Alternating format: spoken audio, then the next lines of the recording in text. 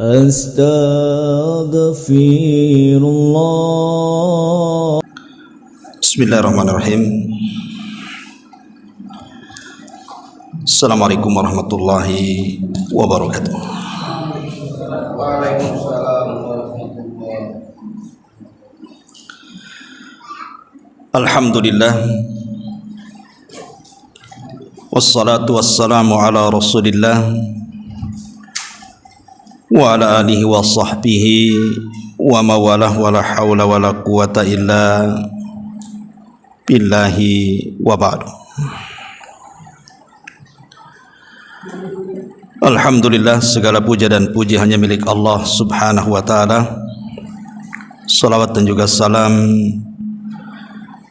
kita hadiahkan kepada Rasul kita Nabi besar Muhammad sallallahu alaihi wa ala alihi wasallam. Pembahasan di malam hari ini, kalau minggu yang lalu kita membahas tentang kenikmatan sorga, maka malam ini sebaliknya kita akan bicara soal kengerian dan juga dahsyatnya neraka.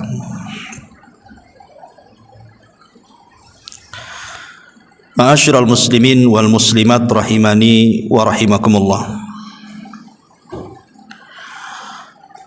Bicara neraka adalah bicara tentang rukun iman. Karena di antara rukun iman adalah iman dengan hari akhir.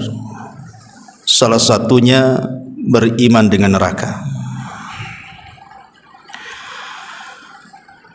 Dalam sebuah hadis Nabi sallallahu alaihi wasallam mengatakan, khuffatil jannah bil makari wa khuffatin nar bis syahawat.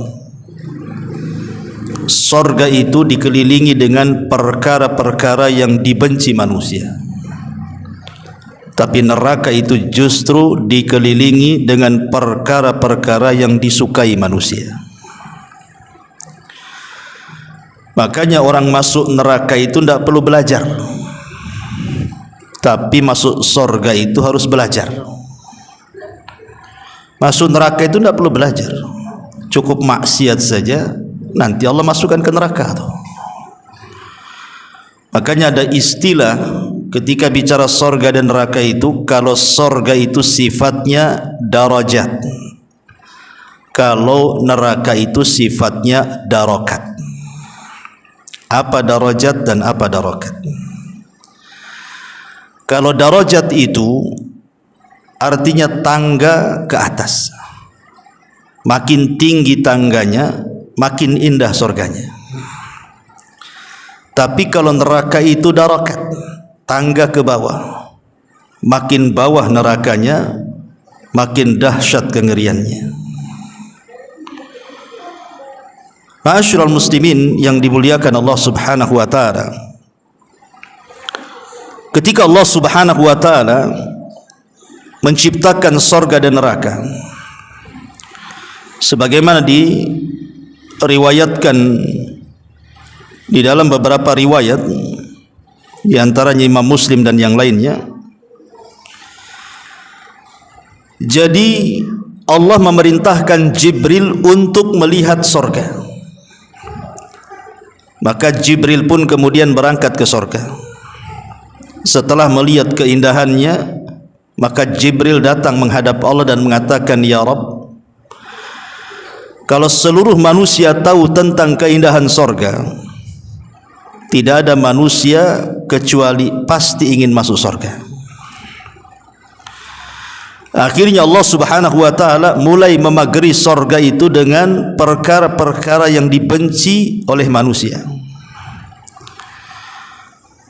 Setelah itu Allah perintahkan Jibril kembali melihat surga. Rupanya sudah dikelilingi dengan perkara-perkara yang dibenci manusia. Kata Jibril, "Ya Rabb, kalau surga seperti ini tidak ada orang mau masuk surga." Kemudian Allah subhanahu wa ta'ala memerintahkan Jibril untuk melihat neraka. Setelah melihat kengeriannya, Jibril datang menghadap Allah dan mengatakan, ya Rabb, kalau neraka seperti itu, tidak ada orang yang mau masuk neraka karena ngerinya. Kemudian Allah Subhanahu wa taala memagari neraka dengan perkara-perkara yang disukai manusia, syahwat. Kemudian Allah katakan, sekarang kau lihat neraka itu. Maka Jibril kembali ke neraka, kemudian menghadap Allah dan mengatakan, ya Rabb, kalau neraka dipagari dengan perkara-perkara yang disukai manusia, maka manusia semua akan masuk neraka. Dari sini hadis ini, ma'asyiral muslimin yang dimuliakan Allah Subhanahu wa taala, seolah-olah mengajarkan kepada kita hampir sedikit orang yang selamat dari neraka. Karena neraka sudah dikelilingi oleh Allah dengan perkara-perkara syahwat. Dan sedikit sekali orang masuk surga karena surga sudah dikelilingi dengan perkara-perkara yang tidak disukai manusia. Dan kenyataannya memang demikian. Kita lihat di dunia ini sudah jelas-jelas bahwa jalan menuju surga itu diantaranya melaksanakan sholat 5 waktu. Pertanyaannya, dari orang-orang yang mereka mengaku Islam, berapa banyak orang yang melaksanakan sholat 5 waktu bagi laki-laki ke masjid? Sedikit. Apalagi di kampung-kampung kan begitu. Semua orang tua di masjid itu, anak-anak mudanya kemana? Jangan di kampung, di Batam kurang lebih juga. Tapi kalau untuk perkara hura-hura, buat aja konser musik, undang artis dari Jakarta, nggak diundang pun datang. Celakanya paling depan pula dia. Kalau urusan-urusan yang seperti itu nggak diundang pun datang. Itulah menunjukkan bahwa neraka itu dikelilingi dengan perkara syahwat dan surga itu dikelilingi dengan perkara-perkara yang dibenci. Aneh gitu ya. Padahal surga itu sudah dijelaskan kenikmatannya dalam Al-Quran, dalam hadis Nabi, masih kurang tertarik pula manusia. Dan neraka pula sudah dijelaskan kengeriannya dan azabnya, kok mau masuk pula? Bahkan ada yang sesumbar pula, ndak apa-apa saya masuk neraka biar ketemu artis-artis Hollywood, katanya. Lah, kok ada pula ngomong-ngomong kayak gini nih. Dia nggak tahu bahwa dicelupkan sekali neraka itu menghilangkan kenikmatan satu dunia. Ma'asyiral muslimin yang dimuliakan Allah Subhanahu wa taala, yang jelas pada akhirnya apabila manusia sudah diselesaikan semuanya oleh Allah Subhanahu wa taala, maksudnya diselesaikan hisabnya,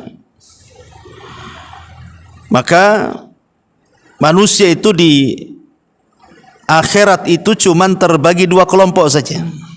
Manusia itu hanya terbagi 2 kelompok saja.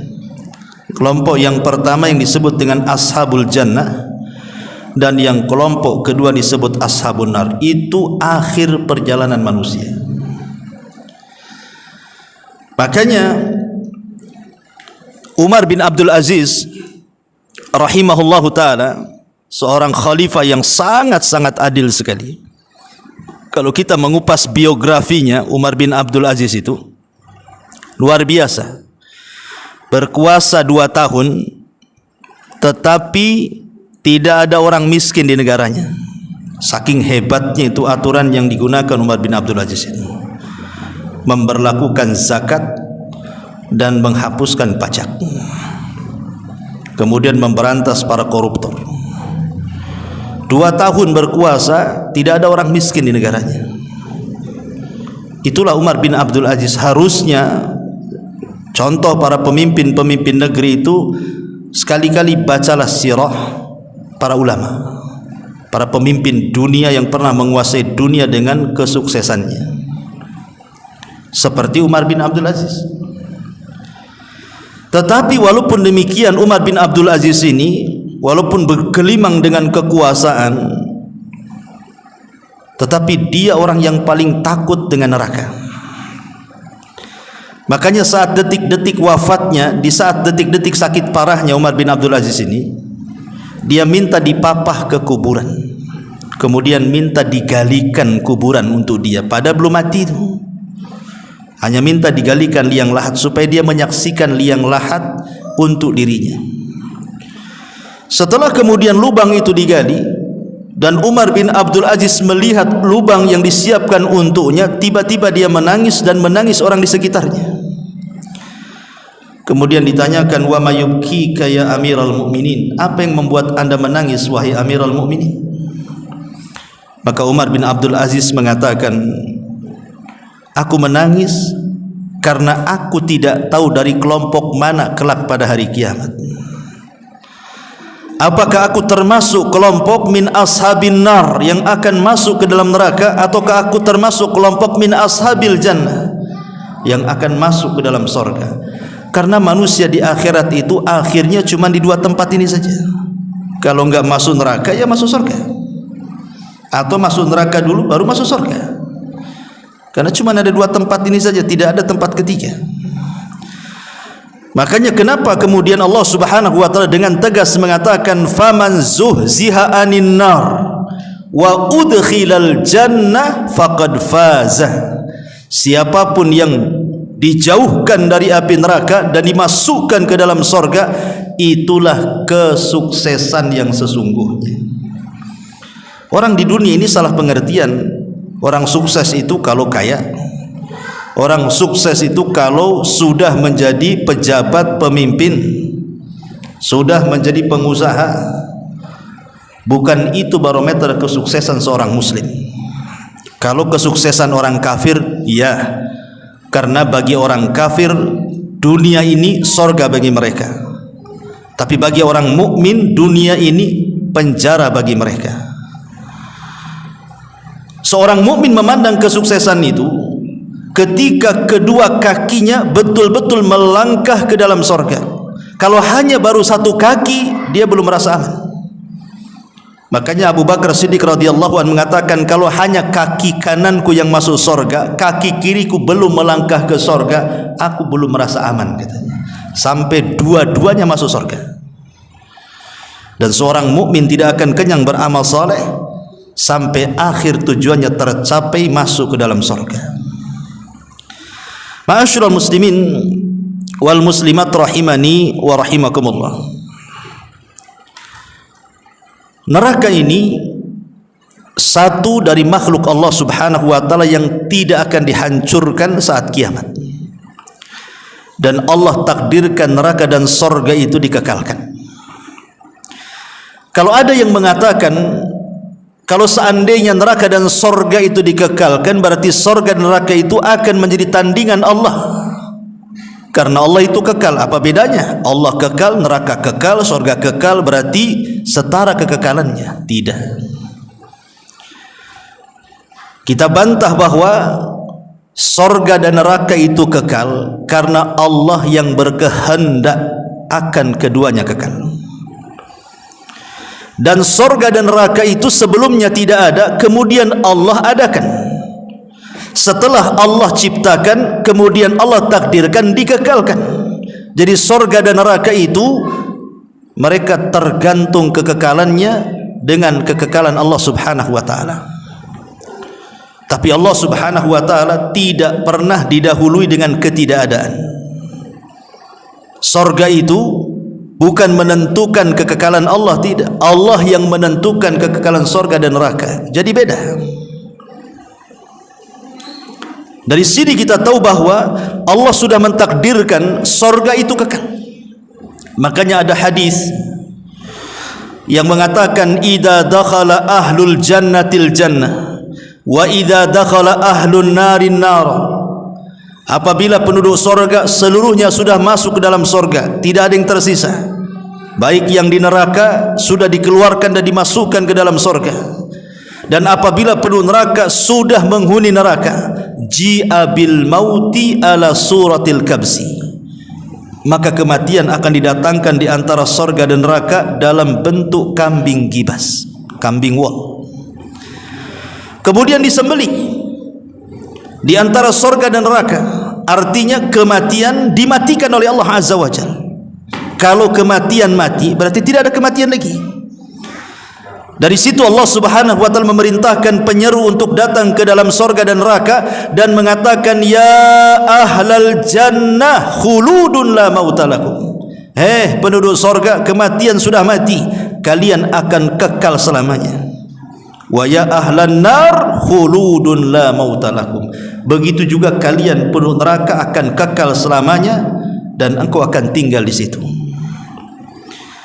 Ma'asyiral muslimin yang dimuliakan Allah Subhanahu wa taala, neraka ini memiliki leher, memiliki kedua mata, memiliki kedua telinga, dan memiliki satu lisan yang bicara.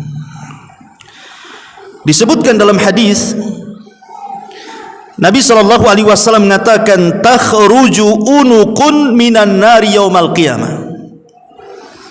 Nanti pada hari kiamat leher neraka itu akan keluar. Jadi manusia-manusia yang ada di padang mahsyar itu, mereka akan menyaksikan leher neraka itu keluar mendekat mereka, siap untuk mencaplok satu persatu yang berhak diambilnya. Kemudian kata Nabi SAW, laha ainani tubsiran. Dan dalam leher neraka itu terdapat dua mata yang akan memandang tajam kepada siapa yang akan diambilnya. Wa udhunani tasma'an, dan memiliki dua telinga yang akan mendengar. Wa lisan yantik, dan memiliki lisan yang akan bicara. Thumma yaqul, kemudian neraka akan bicara, inni wukiltu bisalathin, aku diserahi oleh Allah untuk mengambil 3 kelompok. Aku disuruh oleh Allah untuk menyambar 3 kelompok. Bikulli jabbarin anid, yang pertama orang-orang yang sombong. Wa bikulli man da'ama Allahi ilahan akhar, dan orang-orang yang menyekutukan Allah Subhanahu wa taala dengan yang lainnya. Wabil musawwirin, dan para penggambar, pelukis yang menggambar dan melukis makhluk-makhluk yang bernyawa. Hati-hati jadi profesi pelukis ini, masuk dalam hadis ini. Kalau melukis pohon kelapa ya tidak apa-apa, melukis gunung, pantai, nggak ada masalah. Tapi kalau yang dilukis itu adalah makhluk yang bernyawa, manusia, binatang, masuk di sini. Nih profesi pelukis, hati-hati. Ya. Walaupun ada sebagian para ulama mengatakan boleh menggambar makhluk yang bernyawa itu asal tanpa kepala. Nah, bolehlah buat gambar kambing, tapi jangan pakai kepala. Kasih aja kepalanya kelapa gitu kan, tapi nggak cantik juga kan itu. Tapi lihat bagaimana, karena nanti pada hari kiamat para penggambar ini akan disuruh menghidupkan, dan dia tidak akan mampu menghidupkan. Dan ketika tidak mampu menghidupkan, dia akan diazab oleh Allah Subhanahu wa taala, dan azabnya sangat dahsyat karena dia meniru ciptaan Allah Subhanahu wa taala. Ma'asyiral muslimin yang dimuliakan Allah Azza wa Jalla, apabila orang masuk neraka dan api neraka itu sudah dinyalakan, ketika api neraka sudah dinyalakan maka tidak akan dipadamkan selamanya. Kalau api neraka sudah dinyalakan Allah, maka tidak akan padam selamanya. Yang ada makin besar makin besar. Allah mengatakan, wa idal jahimu syu'irat, apabila neraka jahim itu dinyalakan oleh Allah Azza wa Jalla.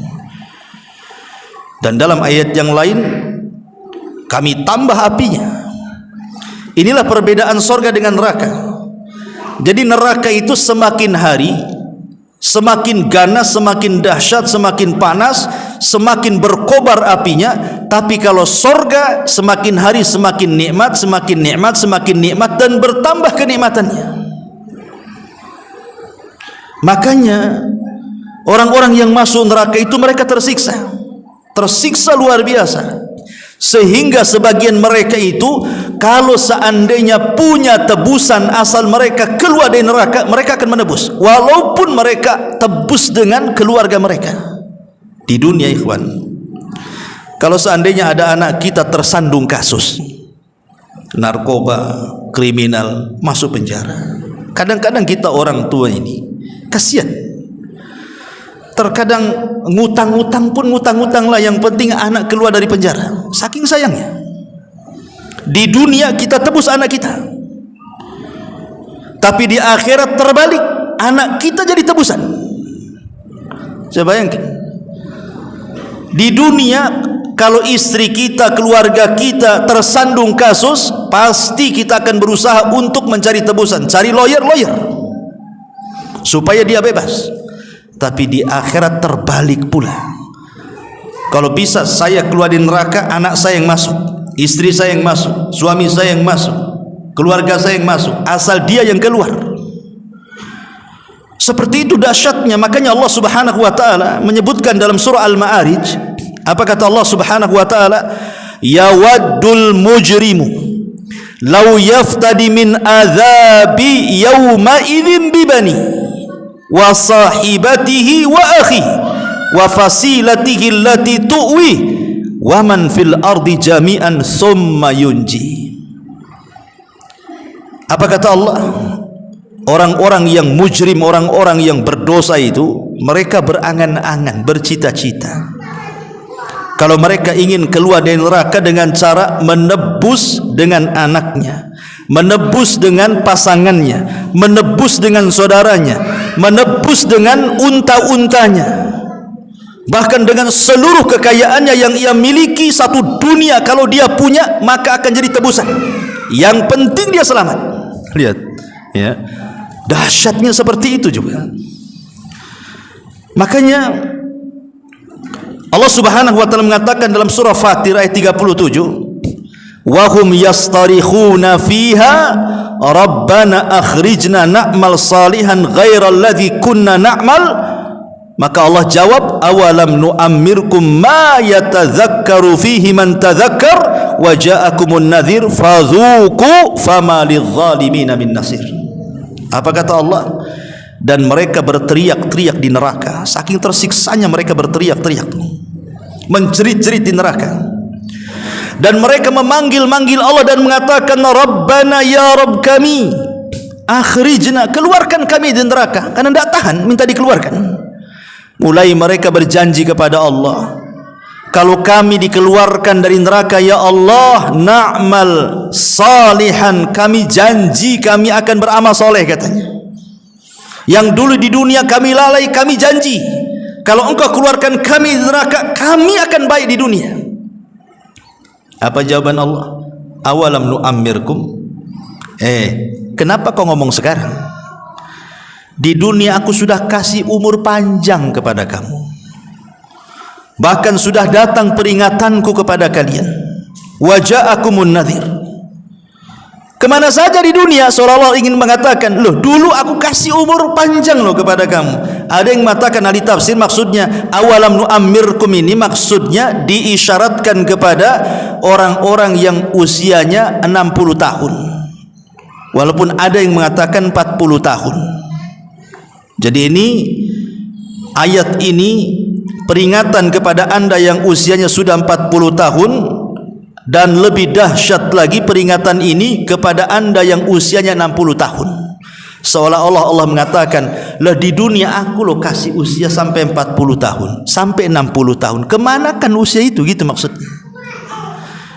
Kenapa kemudian di usia 40 tahun atau dia sudah 60 tahun? Karena biasanya usia 40 tahun itu hampir secara keseluruhan nikmat Allah itu sudah kita terima. Rata-rata usia 40 tahun ke atas itu rata-rata sudah berkeluarga, itu nikmat.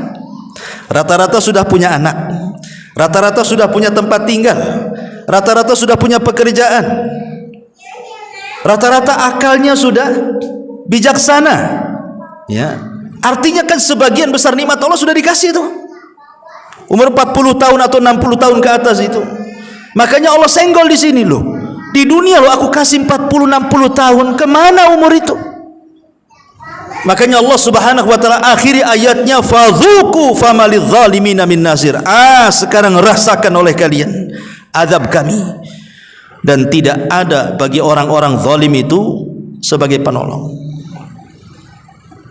Bahkan sebagian penduduk neraka itu mereka berteriak-teriak kepada siapa? Malaikat Malik, penjaga neraka. Kalau malaikat Ridwan, penjaga sorga. Allah mengatakan dalam Al-Quran itu, mereka berteriak-teriak kepada malaikat Malik dan mengatakan, wanadau ya Malik, katanya, liyaqdi alaina rabbuk, katanya. Mereka berteriak-teriak, hei Malik, biarlah Tuhanmu membunuh kami saja, katanya. Mereka lebih baik mati daripada hidup. Apa kata penduduk neraka? Wahai Malik, bilang sama Tuhanmu, sudah bunuh kami saja, matikan kami saja, tidak perlu hidup lagi kami di sini. Tapi malaikat Malik diam saja. Mereka berteriak-teriak, ada mengatakan 40 tahun mereka berteriak seperti itu. Ada yang mengatakan 100 tahun mereka berteriak seperti itu. Tapi Malik diam saja. Setelah 40 tahun lamanya mereka berteriak-teriak, baru malaikat Malik menjawab, qala innakum makithun. Oh tidak, kalian akan tetap hidup dan tinggal di sini, katanya. Nauzubillah, ya. Ma'asyiral muslimin wal muslimat rahimani wa rahimakumullah, lihat bagaimana kondisi penuh neraka itu luar biasa. Jangan dibayangkan seperti apa dahsyatnya neraka. Sama jangan dibayangkan seperti apa nikmatnya sorga. Ketika Nabi SAW mengatakan, a'dadtu li ibadis salihin ma la ainun ra'at wa la udhunun sami'at wa la khatara ala qalbi bashar. Aku peruntukkan sorga itu untuk hamba-hambaku yang saleh. Kenikmatannya tidak pernah dilihat mata, didengar telinga, terlintas pun tidak. Neraka pun seperti itu. Dahsyatnya tidak pernah dilihat mata, dahsyatnya tidak pernah terdengar telinga, bahkan terlintas pun tidak bisa kita bayangkan dahsyatnya neraka. Dahsyat sekali neraka itu. Ma'asyiral muslimin yang dimuliakan Allah Subhanahu wa taala.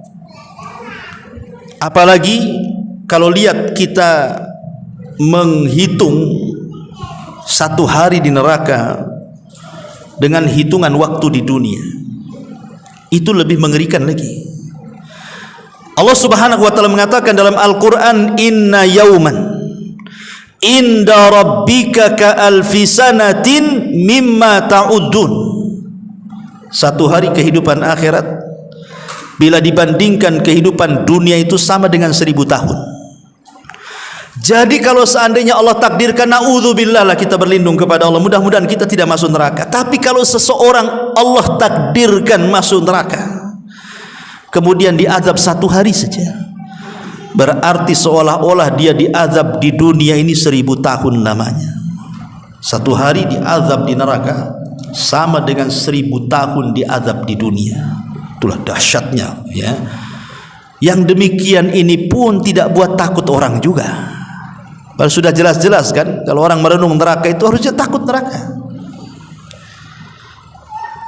Baik, kita akan sedikit bicara tentang sifat-sifatnya.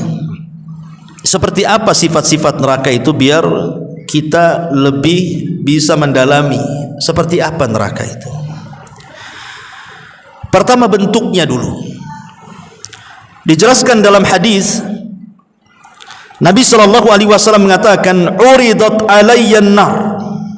Satu hari, kata Rasul, ditampakkan kepadaku neraka. Fa aqbala ilayya minha syai'un hatta dana bimakani hadha. Kemudian kata Nabi SAW, tiba-tiba kemudian sesuatu menghampiriku hingga mendekat kepada tempatku. Fa khasyitu an taghsyakum. Aku takut dia akan menutup kalian. Fakultu, dan aku katakan, ya Rabb, wa ana fihim. Ya Rabb, aku ada di tengah-tengah mereka. Fasarafaha ankum. Lalu Allah kemudian menggeser neraka itu dari kalian. Fa'adbarat kit'atan ka'annaha az-zarabi. Lalu dia neraka menghilang, tetapi sempat tampak kehadapanku, kata Rasulullah, seperti tikar yang sangat-sangat luas sekali. Ya, Nabi SAW ketika melihat neraka diibaratkan tikar yang sangat luas sekali. Karena neraka ini luasnya tidak kira-kira. Bayangkan saja matahari dan bulan itu nanti pada hari kiamat akan dimasukkan ke dalam neraka. Allah Subhanahu wa taala mengatakan dalam Al-Qur'an, wa jumi'at syamsu wal qamar, kami gabungkan matahari dan bulan. Kemudian Nabi SAW mengatakan, maka kami akan pendamkan matahari dan bulan itu ke dalam jahanam. Bumi kalau dibandingkan dengan matahari ribuan kali lipat besarnya matahari itu dimasukkan ke dalam neraka. Berarti kan nerakanya besar sekali. Kalau ada orang bertanya, lah apa salahnya matahari? Apa salahnya bulan? Kenapa kemudian kedua makhluk itu dimasukkan ke dalam jahanam? Apakah matahari bermaksiat kepada Allah? Apakah bulan bermaksiat kepada Allah kemudian dimasukkan ke dalam neraka? Bukan itu tujuan Allah. Matahari itu tidak pernah bermaksiat kepada Allah. Begitu juga bulan. Yang bermaksiat kepada Allah itu hanya jin dan manusia saja. Lalu kenapa keduanya dimasukkan ke dalam jahanam oleh Allah? Allah ingin membantah kepada penduduk neraka, seolah-olah Allah ingin katakan, hei orang-orang yang di neraka, siapa di antara kalian yang ketika di dunia menyembah matahari dan bulan, sekarang matahari dan bulan pun bersama kalian di situ. Makanya Allah mengatakan, la ta'budu lisyamsi wala lil qamari wasjudu lillahi alladhi khalaqahunna in kuntum iyyahu ta'budun. La tasjudu lisyamsi walil qamar, jangan sujud kalian kepada matahari ataupun bulan, tapi sujudlah kepada yang menciptakan keduanya. Karena nanti pada hari kiamat makhluk yang kalian sujud itu dimasukkan juga ke dalam neraka. Berarti keduanya bukan Tuhan, kalian salah nyembah. Jadi Allah hanya ingin membantah para penyembah matahari dan bulan. Karena di dunia ini masih banyak orang yang menyembah matahari dan bulan sejak zaman Nabi Ibrahim sampai sekarang. Nabi Ibrahim pernah datang kepada anak-anak muda para penyembah bintang, bulan dan matahari dan mengatakan, oh jangan-jangan bintang Tuhan saya, jangan-jangan bulan Tuhan saya, jangan-jangan matahari bulan saya. Namanya makhluk itu kadang muncul kadang tenggelam. Kata Ibrahim, aku gak suka lah Tuhan muncul tenggelam kayak gini, dan aku berlepas dari kesyirikan kalian. Rupanya bukan hanya di zaman Nabi Ibrahim saja para penyembah matahari dan bulan, sampai sekarang ada. Kita lihat kan, ada orang yang kadang-kadang bawa lidi pagi-pagi itu ditengokin ke matahari, gitu ya. Nanti sore pakai lidi lagi. Mereka menyembah ketika terbit matahari dan ketika tenggelamnya. Makanya di situ kata Rasul, jangan sholat. Jangan sholat ketika matahari terbit dan ketika matahari tenggelam, karena disitulah muncul dua tanduk setan. Kalau ingin sholat matahari terbit, biarkan meninggi satu tombak ke atas. Disitulah boleh kita sholat syuruk namanya.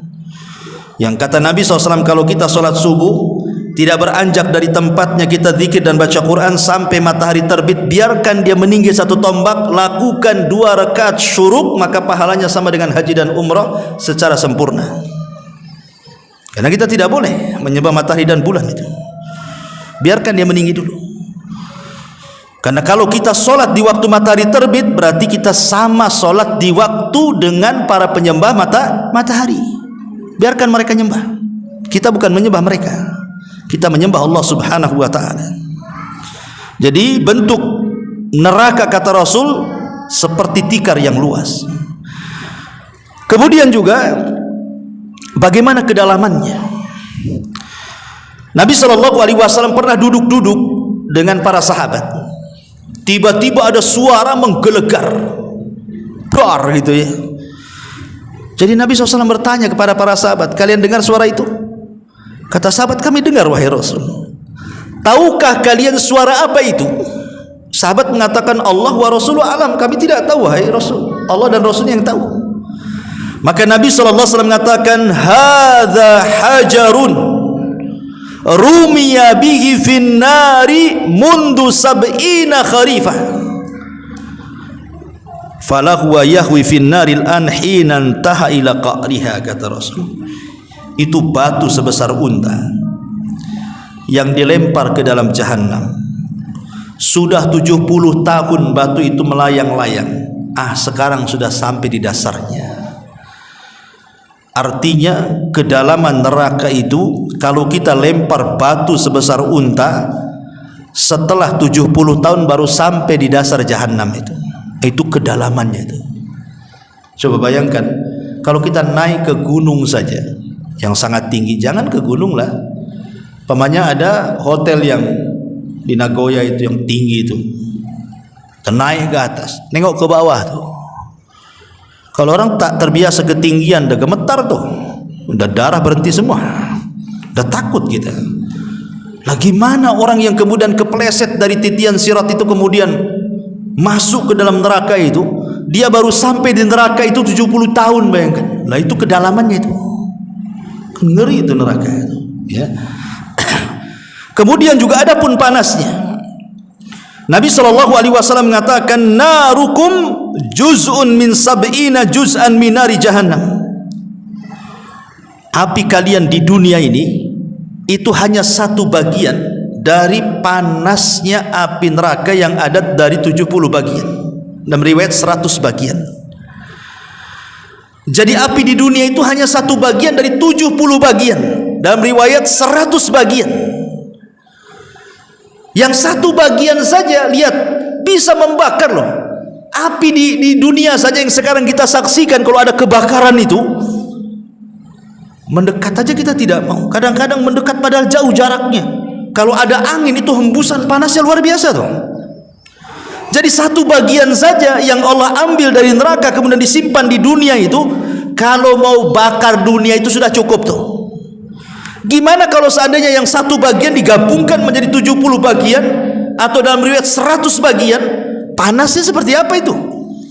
Kan ngeri itu, ya. Makanya kemudian Rasul mengatakan api kalian itu hanya satu bagian dari 70 bagian api jahanam. Ini panasnya. Kemudian bagaimana naungannya? Di dunia kadang-kadang ada awan, dan itu bisa menghalangi cahaya matahari ke kepala kita kalau ada awan itu kan. Atau mungkin ada mendung sehingga kita tidak terlampau panas matahari ke kepala kita ini. Padahal dalam teori fisika, matahari dari kepala kita itu sangat jauh. Kalau boleh dikata hanya bisa dihitung dengan kekuatan cahaya. Tetapi dengan kuasa Allah Subhanahu wa taala, Allah letakkan matahari itu di porosnya. Kalau seandainya matahari ini keluar dari porosnya, kemudian menjauh dari bumi, beku bumi. Tapi kalau matahari keluar dari porosnya, tiba-tiba mendekat ke bumi, terbakarlah bumi itu.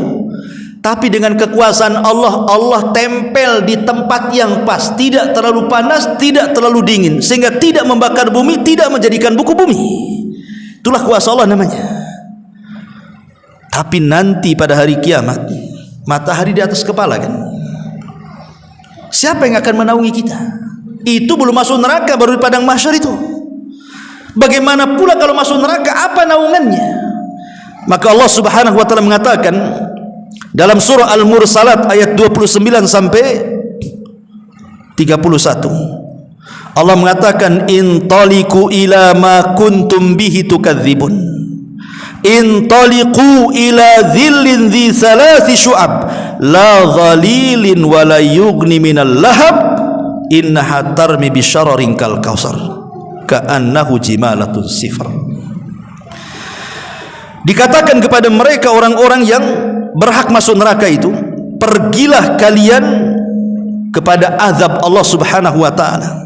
Wahai para pendusta-pendusta, pergilah kalian akan mendapatkan naungan yang mempunyai 3 cabang, yang tidak melindungi dan tidak pula menolak nyalanya api. Sesungguhnya neraka itu melontarkan bunga-bunga api besar dan setinggi istana, seolah-olah ia iring-iringan unta yang kuning, kata Allah. Lihat. Jadi sudah tidak ada naungan, di atas itu api gitu ya. Kalau saya boleh analogikan seperti ini ibu bapak ya, ibu saya kurung di gubuk ya. Gubuknya ini tidak terlalu tinggi, mungkin 2 meter lah tingginya. Tidak ada plafon, hanya pakai seng saja. kemudian matahari lagi terik-teriknya tuh, sehingga menyengat seng itu. Kita aja dalam gubuk itu pengen keluar tuh, kayak di sauna aja jadinya kan. Itu logika sederhana tuh. Itu belum pakai api, baru panasnya seng saja kita udah nggak tahan tuh. Jangan lagi cerita itu di rumah saja, kalau nggak ada seng, ada kipas, dah haredang-haredang aja kita kan, maunya keluar saja. Lah ini gimana kalau seandainya naungannya bukan seng, langsung api pula di atas tuh. Dan api itu sebesar-besar istana pula. Kan ngeri sekali neraka ini kan. Nah, itu naungannya tuh. Adapun anginnya, Allah Subhanahu wa taala mengatakan wadillim min yahmum la baridin wala karim. Adapun anginnya yang akan bertolak itu min samumin wa hamim, akan datang angin yang sangat panas dan air panas yang mendidih, dan dalam naungan asap yang hitam, tidak sejuk dan tidak menyenangkan, kata Allah. Kalau ada angin di dunia masih enak lah kita, namanya panas dalam rumah, keluar ada angin kan enak tuh. Tapi neraka itu anginnya hawa panas, ibaratnya kita duduk di sini, di situ ada kebakaran, tiba-tiba ada angin, kemudian apinya, panasnya itu menerpa kita. Seperti itulah kondisi neraka. Ya kalau kebakaran sebentar aja bisa padam, loh neraka siapa yang madamkan? Makanya saya katakan dari awal, kalau sudah dinyalakan tidak akan padam, justru nyalanya akan makin besar, makin besar, makin besar. Menakutkan neraka itu. Adapun suaranya seperti apa? Allah mengatakan dalam surah Al-Furqan ayat 12, idza ra'aitahum min makanin ba'id sami'u laha taghayyudan wa zafira. Apabila neraka itu melihat mereka dari tempat yang jauh, maka mereka neraka itu akan menggeram, sehingga penduduk neraka itu mendengar geramannya dan suara nyala apinya. Dalam ayat yang lain, idza ulqu fiha sami'u laha sahiqa wa hiya tafur. Apabila mereka dilemparkan ke dalam neraka, mereka mendengar suara neraka yang sangat mengerikan, sedang neraka itu membara-bara apinya. Kadang kita lagi duduk saja, ibu bapak yang dimuliakan, ada suara geluduk, kalau bahasa Sunda, bahasa apa ya geluduk gitu ya, petir lah kan gitu ya, suara petir besar sekali sampai kaca gemetaran. Kadang-kadang kita aja ketakutan tuh, baru suara geluduk tuh udah gemetar kita rasanya. Lah ini suara neraka, coba bayangkan, apa enggak gemetar orang-orang di dalamnya itu? Itulah kengeriannya. Adapun khazanatuha, para penjaganya, Allah Subhanahu wa taala mengatakan alaiha malaikatun ghiladun shidadun la ya'sunallah ma amarahum wa yaf'aluna ma yu'marun. Penjaga-penjaga neraka adalah malaikat-malaikat yang sangat kasar lagi sangat keras sekali. Kita saja ada tetangga yang kasar itu kita tidak suka. Ada satu tetangga aja kasar mulutnya sama kita, apalagi sampai mencela, mencaci maki, rasanya kita mau pindah dari situ. Hari-hari kita dimaki-maki malaikat, coba yang di neraka itu. Gimana rasanya? Itu bukan hanya siksa badan, sak batin-batin kena tuh, mental kena. Adapun pintu-pintunya, Allah mengatakan laha sab'atu abwabin likulli babin minhum juz'um maksum. Dan neraka itu memiliki 7 pintu. Saya sudah katakan kemarin waktu cerita surga, berapa pintu surga? 8. Berapa pintu neraka? 7. Kenapa pintu surga dilebihkan? Harusnya samakan aja lah, pintu neraka 7, surga 7. Ini pula surga dilebihkan 1, pula 8. Rupanya ada hikmah di situ. Kenapa pintu surga 8? Kenapa pintu neraka 7? Allah ingin menunjukkan kepada hambanya bahwa rahmat Allah itu lebih luas dibandingkan murkanya. Allah itu lebih luas kasih sayangnya kepada kita dibandingkan kemarahannya. Maunya Allah itu kita masuk surga semuanya, tapi kita pula yang memilih neraka. Tetapi ingat bahwa orang masuk neraka itu bukan karena kezaliman Allah. Orang masuk neraka itu karena keadilannya. Tapi orang masuk surga bukan karena keadilan Allah, tapi orang masuk surga itu karena rahmat Allah. Itulah bedanya. Jadi kalau orang masuk surga karena rahmat, orang masuk neraka karena keadilan. Apa maksudnya? Dan apa bedanya rahmat dengan keadilan? Orang masuk surga karena rahmat itu karena kalau seandainya kita mau membeli surga tidak akan kebeli. Bagaimana caranya untuk membeli surga? Dengan pahala yang kita kumpulkan dari bayi sampai kita mati nggak akan kebeli. Surga itu nggak akan kebeli. Bagaimana akan kebeli? Modal kita cuma 60 tahun dapat pahala, kemudian kita masuk surga selamanya pula dinikmatkan di situ. Kan nggak imbang namanya, nggak banding. Makanya di zaman Bani Israel ada orang yang sok-sok jago karena dia tidak pernah maksiat di dunia, dia beramal soleh selama 70 tahun. Tidak pernah maksiat memang orang ini. Dia di tempat ibadahnya saja sampai mati. Tiba-tiba dipanggil oleh Allah untuk berdiri di pintu surga. Kemudian Allah mengatakan, udkhulil jannah bi rahmati, masuk kau ke dalam surga dengan rahmatku. Kata orang ini mengatakan, oh tidak bisa. Yang masuk surga karena rahmatmu ya Rabb itu kalau dia maksiat. Kemudian kau ampuni, kau berikan rahmat, masuklah dia dengan surga dengan rahmatmu. Lah akulah tidak pernah maksiat. Macam mana aku masuk surga dengan rahmatmu? Aku ingin masuk surga dengan amalanku, katanya. Kata Allah, baik, kalau begitu berapa amalanmu? Hitung.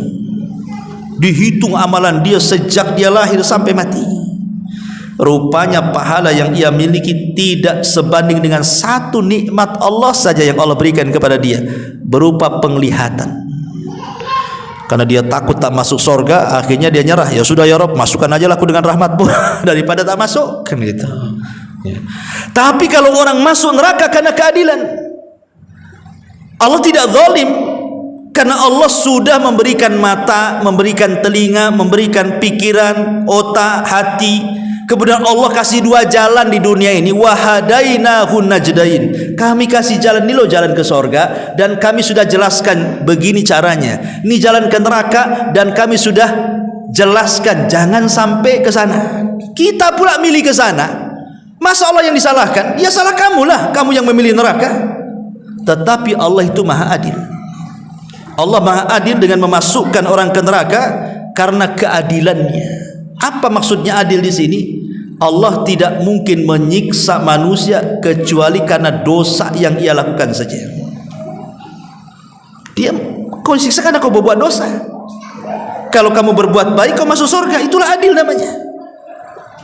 Sekarang kalau ada yang mengatakan, Ustaz, bagaimana kok Allah masukkan ke dalam surga adil? Buktinya orang kafir, anggaplah orang kafir itu usianya 20 tahun, kemudian mati di atas kekafiran, kemudian dia masuk neraka, dikekalkan di dalamnya. Macam mana adilnya tuh? Dia kafirnya cuman, makanya balik, anggaplah 15 tahun laki-laki balik, mati di usia 20 tahun, berarti kekafirannya hanya 5 tahun saja kan? Kemudian dia mati, masuk neraka, dikekalkan pula di neraka. Mana adilnya? Harusnya kalau dia melakukan kekufuran 5 tahun, ya 5 tahun aja di neraka, kan begitu, sesuai dosanya. Kalau ada orang yang ngomong begitu, cuman jawabannya tuh? Kita jawab, Allah subhanahu wa ta'ala zat yang maha mengetahui yang telah, yang sedang, dan yang akan datang. Bahkan Allah mengetahui sesuatu yang mustahil terjadi. Kalau terjadi Allah tahu. Apa maksudnya nih? Paham gak nih? Allah maha mengetahui kepada sesuatu yang mustahil terjadi. Kalau terjadi Allah tahu. Orang kafir masuk neraka, kemudian orang kafir ini kalau dikeluarkan dari neraka, dikembalikan ke dunia, mustahil atau mungkin? Mustahil. Dunianya sudah hancur. Tapi okelah, dunia Allah bentuk lagi. Orang kafir yang sudah masuk neraka, aku angkat kau, aku balikan ke dunia. Itu namanya sesuatu yang mustahil terjadi. Kalau terjadi, kita anggap angan-angan aja kalau terjadi. Ya, okelah, kita bentuk lagi dunia. Kami angkat kau dari neraka, letakkan lagi di dunia. Apa kata Allah? Lau adu dalam Al-Quran itu, seandainya mereka dikembalikan ke dunia, lau adu la ruddu, tentu mereka akan kembali kepada kekufuran mereka. Lau adu la ruddu, kalau mereka kembali pasti kufur lagi, dan Allah tahu itu. Allah yang mengatakan lau adu la ruddu limanuhu anhu, kalau mereka dikembalikan ke dunia pasti kufur lagi. Jadi apa gunanya dikembalikan ke dunia kalau kufur lagi? Ya sudahlah, kau kekal aja di neraka, gitu maksudnya. Karena orang-orang kafir itu memang begitu wataknya. Makanya kenapa kemudian orang-orang kafir dikekalkan neraka? Sebab kalau mereka dikembalikan ke dunia juga pasti kafir lagi. Itu maksudnya. Disinilah keadilan Allah Subhanahu wa taala. Ma'asyiral muslimin yang dimuliakan Allah Subhanahu wa taala. Dan kalau kita lihat, azab di neraka itu juga sama dengan kenikmatan di sorga, bertingkat-tingkat sesuai dengan amalannya. Kalau neraka sesuai dengan maksiatnya. Dan Allah Subhanahu wa taala katakan, jahannam yaslaunaha fabi'sal mihad, yaitu neraka jahanam yang mereka masuk ke dalamnya amat sangat buruklah jahanam itu sebagai tempat kembali. Kemudian Allah Subhanahu wa taala mengatakan, hadza falyadzuquhu hamimun wa ghassaq, inilah azab neraka, biarlah mereka merasakannya. Minum mereka dari air yang sangat panas dan air yang sangat dingin sekali dan bisa mematikan. Wa akharuna min syaklati azwaj, Allah mengatakan wa akharu min syaklihi ajwajun, dan berbagai macam azab yang lainnya yang serupa dengan itu. Maknanya neraka itu bertingkat-tingkat sebagaimana dosa yang kita lakukan di dunia. Makanya ada istilah neraka yang paling bawah itu siapa penghuninya? Orang-orang munafik. Jadi orang munafik itu nerakanya paling bawah sekali. Kenapa orang munafik kok paling bawah? Kenapa enggak orang kafir? Karena orang munafik itu mereka kafir tidak, mukmin tidak. Mereka membohongi orang kafir, membohongi pula orang mukmin. Dibilang kafir dia mukmin, dibilang mukmin dia kafir. Itulah munafik. Mudzabdzabina baina dzalik, tidak ke sini tidak ke sana. Merugikan dua-duanya. Mereka merugikan orang kafir, merugikan orang yang beriman. Kalau orang kafir kan jelas, kafir jelas. Munafik pula tak jelas. Makanya diletakkan di intip neraka paling dalam. Allah mengatakan, innal munafiqina fi darkil asfali minan nar. Orang munafik itu diletakkan di intip neraka yang paling dalam. Maksud munafik di sini maksudnya munafik keyakinan, bukan munafik amal. Apa bedanya munafik keyakinan dengan munafik amal itu? Kalau munafik amal, ngomong suka dusta, berjanji suka khianat, kalau bertengkar ingin menang sendiri, itu namanya munafik amal. Hatinya tetap beriman kan, tapi kalau ngomong suka dusta, itu disebut munafik amal. Ini bukan yang dimaksud ayat tadi. Orang munafik di dasar bukan itu, tapi yang dimaksud munafik yang akan diletakkan di dasar itu adalah munafik keyakinan. Apa maknanya? Mereka masuk Islam dengan lisannya, keluar dari Islam dengan hatinya. Makanya munafik disebut munafik itu diambil dari kata nafak. Nafak itu bahasa Arab, bahasa kitanya gorong-gorong. Ya, gorong-gorong tuh itu disebut nafak. Sebab kalau kita kasih air di sini, keluar dari sana. Nah, itulah gorong-gorong. Seolah-olah masuk Islam dari sini, keluar Islam dari sana. Gitulah munafik itu. Makanya disebut munafik karena diambil dari nafak. Ya, masuk Islam dengan lisannya, zahirnya nampak Islam, hatinya benci dengan Islam. Jadi masuk Islam dengan lisannya, keluar dengan hatinya. Makanya definisi munafik itu menampakkan Islam dan menyembunyikan kekafiran. Mereka lah orang-orang yang disebut dengan orientalis namanya. Jadi orang-orang kafir pura-pura masuk Islam, kemudian belajar Quran, belajar sunnah, bukan untuk diamalkan, untuk menghancurkan Islam. Itulah munafik. Ya. Dan munafik di zaman Rasul itu susah dilihat, karena tidak bisa dibedakan mana sahabat mana munafik. Tapi di zaman sekarang munafik terang-terangan di sini. Lihat di medsos itu orang yang menghina Allah, menghina Rasul, menghina Quran, menghina Allah, dihinanya. Padahal dia Muslim pula. Lah Muslim kok menghina Allah, Muslim kok menghina Rasul, Muslim kok menginjak-injak Quran? Gimana ceritanya ini? Nampak sekarang ini mana munafik mana tidak. Ini yang pertama. Yang kedua, di atas munafik ada namanya murtad. Ingat, murtad itu paling dalam tuh nerakanya. Dia di atasnya munafik. Kenapa kemudian orang murtad lebih parah dibandingkan orang kafir? Karena orang murtad itu tahu kebenaran tapi dia tinggalkan kebenaran. Dia sudah dapat hidayah Islam, pindah pula agama, kan kurang ajar namanya. Makanya diletakkan di atas munafik dia nerakanya. Baru di atas munafik itulah kafir orang-orang musyrik. Orang-orang musyrik, orang yang nyembah berhala, nyembah sapi, nyembah ular sendok, nyembah apalah gitu kan. Kan macam-macam tuh. Saya baca satu buku itu di India. Agama terbanyak di dunia itu di India. Sampai 1000 agama di India tuh. Kalau 1000 agama berarti kan 1000 Tuhan tuh. Di India tuh macam-macam keyakinan tuh. Sampai ada yang nyembah gajah, nyembah sapi. Jadi kalau ada sapi masuk pasar makan kangkung itu jangan dilarang, itu Tuhan lagi makan kangkung. Di India tuh. Naudzubillah. Maaf sampai saya baca ini, maaf saja ini mungkin agak jorok. Sampai di India itu dibuatnya patung perempuan. Patung perempuan. Kemudian dipahatnya kemaluannya. Kemudian disembah pula tuh kemaluannya. Naudzubillah. Saya baca tuh. Jadi saya baca lagi, kenapa alasannya itu? Mereka mengatakan karena dari situlah keluar orang-orang mulia, keluar para nabi katanya, keluar orang-orang soleh. Lah kita bisa bantah, dari situ juga Abu Jahal keluar, dari situ juga Fir'aun keluar, dari situ juga Namrud keluar kan. Naudzubillah, nggak masuk di akal. Makanya orang musyrik itu menghilangkan akal orang, nggak dipakai akalnya kan. Alhamdulillah kita tidak jadi musyrik itu, kita masih mukmin sehingga kita dapat hidayah Allah Azza wa Jalla, akal kita masih berfungsi itu. Lah baru di atasnya orang kafir asli. Orang kafir asli maksudnya apa? Yahudi dan Nasrani, itu kafir asli namanya. Baru di atasnya seorang ahli tauhid yang bermaksiat. Paling atas neraka itu yang disebut dengan Jahannam. Jadi neraka Jahannam itu khusus orang-orang Islam yang ahli maksiat. Mereka dimasukkan ke dalam Jahannam, tetapi mereka tidak akan dikekalkan di dalamnya sesuai dengan dosanya. Itulah paling atas neraka.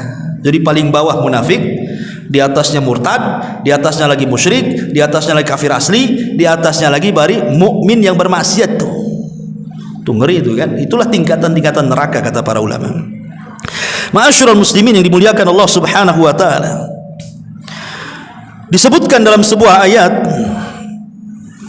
inna a'tadna lidh-dhalimina naran ahata bihim suradikuha wa iyastaghitsu yughatsu bima'in kalmuhli yashwil wujuh bi'syasyarab wa sa'at murtafaqa. Sesungguhnya kami telah sediakan bagi orang-orang zalim itu neraka yang gejolaknya mengepung mereka, dan jika mereka meminta minum niscaya mereka akan diberi minum dengan air seperti besi yang mendidih yang menghanguskan muka-muka mereka. Itulah minuman yang paling buruk dan tempat istirahat yang paling jelek. Hasan Al-Basri rahimahullahu taala, satu hari dia sedang mengajar seperti ini. Imam Hasan Al-Basri itu seorang ulama tabi'in, generasi kedua setelah para sahabat. Jadi ada murid-muridnya datang membawa air mineral kayak gini lah, air mineral. Ini Israel apa Palestina? Ini Palestina. Jadi ada murid-muridnya, dia bawa air mineral, air bersih, dan dikatakan silahkan wahai imam, minumlah. Jadi Imam Hasan Al-Basri memandang air itu, tiba-tiba menangis. Jadi muridnya merasa bersalah. Apa salah saya? Saya kan hanya ngasih minuman supaya guru saya minum, air mineral, air putih. Kenapa pula dia menangis gara-gara melihat air gitu? Jadi ditanyakan kepada Imam Hasan Al-Basri itu, wa mayubkika ya imam, apa yang membuat anda menangis wahai imam? Masa gara-gara mandang air juga menangis katanya. Apa kata Imam Hasan Al-Basri? Dia mengatakan tadzakartu umniyata ahlin nar. Aku teringat dengan angan-angan dan cita-citanya penduduk neraka. Kemudian ditanya lagi, wa ma umniyatu ahlin nar ya Imam, apalah cita-cita angan-angan penduduk neraka itu wahai Imam? Maka Hasan Al-Basri membacakan satu ayat, wa nada ashabun nar ashabal jannah an afidu alaina minal ma au mimma razaqakumullah. Ketika penduduk neraka menyeru penduduk sorga, karena masing-masing ada jendela, jadi penduduk sorga bisa melihat penduduk neraka bisa melihat penduduk sorga. Jadi penduduk neraka ini memanggil-manggil penduduk sorga itu, wahai penduduk sorga, afidu alaina minal ma, bisa enggak kau hantarkan untukku, untuk kami, walaupun setetes air yang ada di sorga kepada kami di sini, atau makanan yang Allah rizkikan kepada kalian. Apa jawaban penduduk sorga? Innallaha harramahuma alal kafirin ma'ab. Allah haramkan keduanya bagi orang kafir. Jadi angan-angan penduduk neraka itu cuma dua, pengen dapat air bersih dan pengen dapat makanan yang layak. Karena minuman di neraka itu semua panas, membakar usus, dan semua makanan di sorga itu pohon zakum. Zakum ini buah berduri yang kalau dimakan itu sampai di sini keselak, kemudian menghancurkan tenggorokan. Itu makanya mereka meminta kepada surga, kasihlah. Masalahnya mereka itu tidak hidup tidak mati. Jadi mereka meminta, ya wahai penduduk surga, kasihlah air sedikit itu ataupun mana makanan yang dirizkikan Allah. Tapi penduduk surga mengatakan, innallaha harramahum alal kafirin. Oh maaf, Allah haramkan kepada kalian hai orang kafir. Maka selamanya mereka akan makan dari nanah dan darahnya penduduk neraka yang sangat mendidih itu, naudzubillah. Ma'asyiral muslimin wal muslimat rahimani wa rahimakumullah. Adapun bentuk siksaannya dijelaskan dalam surah An-Nisa. Allah mengatakan, kullama nadijat juluduhum badalnahum juludan ghairaha liyadzuqul adzab. Setiap kulit mereka dihanguskan, kami ganti dengan kulit yang baru. Dihanguskan kembali, kami ganti dengan kulit yang baru supaya mereka merasakan azab. Satu hari Nabi SAW pernah bermimpi. Dalam mimpinya diapit dua malaikat, ya, kemudian dibawa ke ketinggian. Rupanya Rasul dibawa ke tempat pengazaban manusia, diperlihatkan azab kubur, ya. Lah salah satu yang dilihat Nabi SAW adalah seorang laki-laki yang diterlentangkan. Kemudian di sampingnya ada malaikat yang berdiri dan memegang batu. Kemudian batu itu dibenturkan di kepalanya sampai hancur. Dia pun menjerit sampai akhirnya kemudian entah mati entah apa, hilang suaranya. Tiba-tiba malaikat ini pergi hendak mengambil batu yang lainnya. Sebelum datang rupanya kepalanya sudah balik lagi. Kemudian dibenturkan lagi, hancur lagi. Kemudian cari batu lagi, kepalanya balik lagi. Naudzubillah, seperti itulah siksaannya. Itulah yang kemudian Allah gambarkan dalam surah An-Nisa. Jadi Nabi ngomong sama malaikat Jibril, "Mahadzan," katanya. Siksaannya orang ini kok sampai seperti dahsyatnya kan itu? Emang apa dosanya? Kata Nabi SAW, karena orang ini dia berdusta sampai dustanya melambung ke ufuk, katanya. Dalam riwayat, karena dia sengaja tidur di waktu datang sholat. Ada dua riwayat.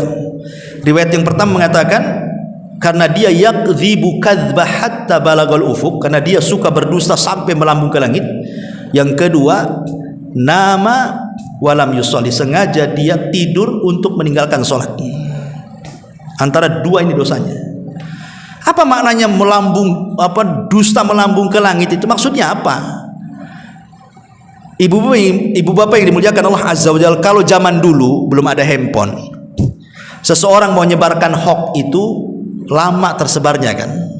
Pamannya saya mau buat cerita dusta nih supaya orang satu kecamatan tahu. Lama, karena dari mulut ke mulut, dari kuping ke kuping kan. Mungkin tak sebulan dua bulan baru nyebar kemana-mana. Sekarang cukup bawa handphone, tulis saja berita hoax di situ. Kemudian share, 1 menit aja udah kemana-mana tuh. Semua orang lihat, semua orang baca. Itulah namanya dusta sampai melambung ke ufuk tuh. Hadis ini memang zaman dulu susah untuk ditafsirkan. Apa maksudnya? Kok dusta sampai melambung ke kufur? Gimana maksudnya? Hari ini baru kita tahu apa makna hadis itu. Karena sekarang kalau kita berdusta, tinggal share aja di internet, bukan satu Indonesia, satu dunia tahu. Nah, itulah dosanya. Hati-hati, ini tahun politik masalahnya. Tahun politik ini tahun ngeri-ngeri sedap. Tahun penyebaran dosa jariah. Ya, ingat, sebaiknya hati-hati pegang handphone. Jaga jempol, jangan ngelek jempol ke atas atau jempol ke bawah sama aja. Apalagi copy paste share, hati-hati.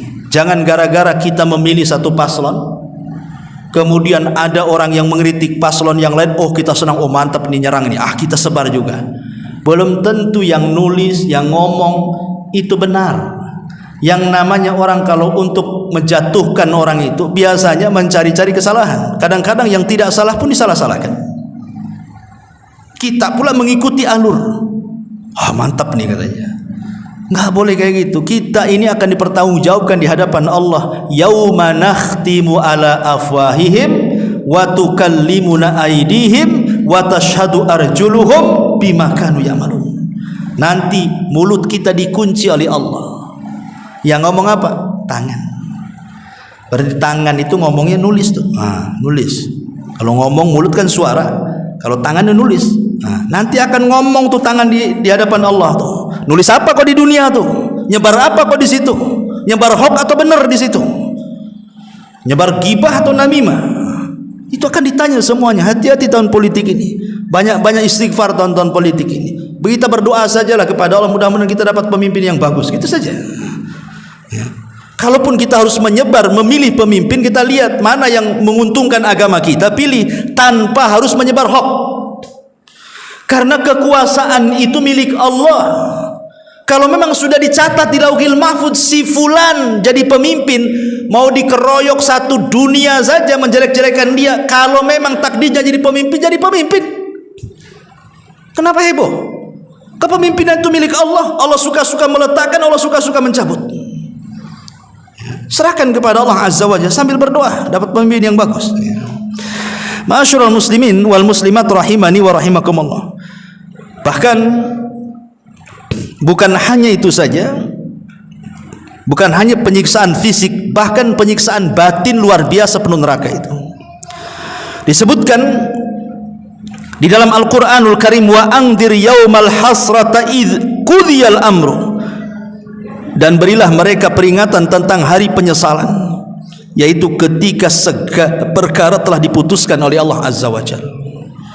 Jadi orang yang masuk neraka itu mereka sedih, nyesel, dan sedihnya itu terus tidak berhenti. Kalau di dunia ikhwan, kita sedih itu ada waktunya. Mungkin sehari 2 hari sedih, nanti 3 harinya ketawa, kan itu ya.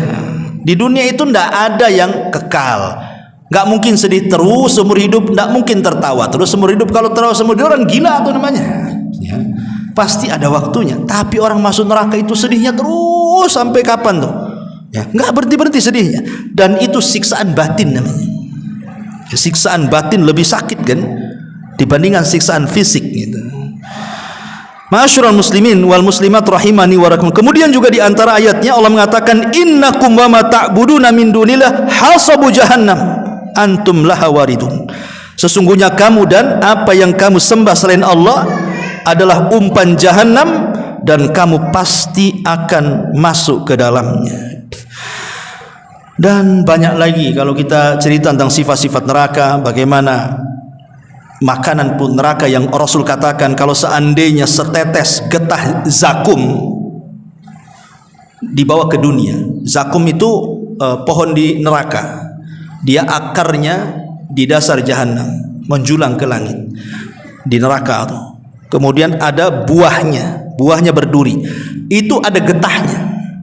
Kata Nabi SAW, lau anna kitratan minaz zakum, kalau getahnya zakum itu qatarat fi biharid dunya, diteteskan ke lautan yang ada di dunia, satu tetes getah zakum dibawa ke dunia, diteteskan di lautan, apa yang terjadi?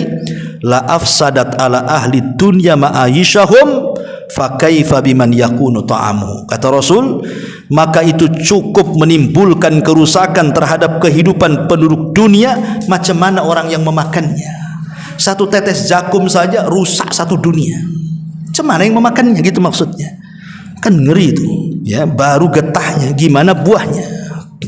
Dari sini udah nggak kebayang siksaan neraka.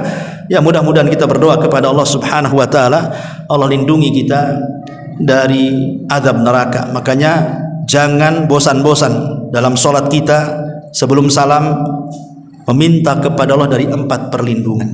Allahumma inni a'udzubika min adzabi jahannam wa min adzabil qabri wa min fitnatil mahya wal mamat wa min syarri fitnatil masihi dajjal. Sebelum salam kita meminta kepada Allah 4 perlindungan, salah satunya dari azab jahannam.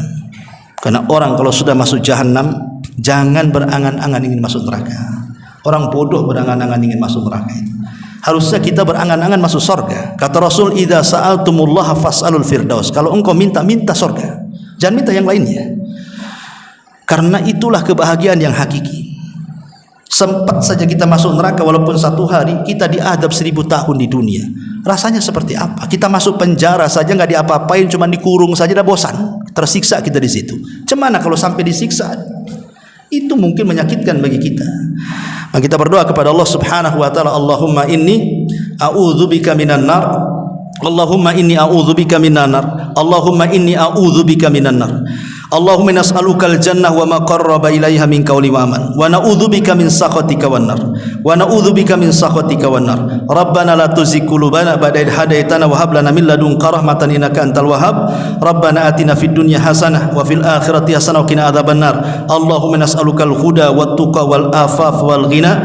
Allahumma rabbana hab lana min azwajina wa dhurriyyatina qurrata ayun waj'alna lil muttaqina imama waj'alna lil muttaqina imama. Subhanakallahumma bihamdika asyhadu an la ilaha illa anta astaghfiruka wa atubu ilaik. Allahu ta'ala alam. Assalamualaikum warahmatullahi wabarakatuh.